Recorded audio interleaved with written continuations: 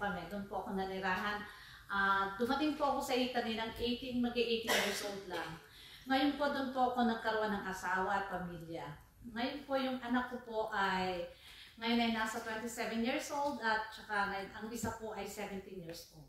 Ipinanganak ko po sila sa Italia, yung lalo na yung panganay ko. Pinanganak ko po siya sa Italia pero dinadala ko po siya pag 1 year sa Philippines hanggang sa 3 years siya until now nasa Italy. Pero nung po siya ay 5 years old, pinasok ko siya sa parang kindergarten ba yun? Yung pambata.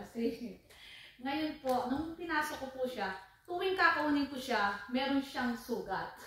Kasi nakikipag-away siya kasi hindi siya marunong magsalita ng Italian. Yun ang pagkakaiba ng pinalaki talaga sa ibang lugar. Nahirapan siya sa language, unang-una. Pero at that time, sinabi ko sa kanya, ganito, okay lang yan, in the home, naiyak siya, nabubuli din siya. Kasi para siyang sinasabi siya doon,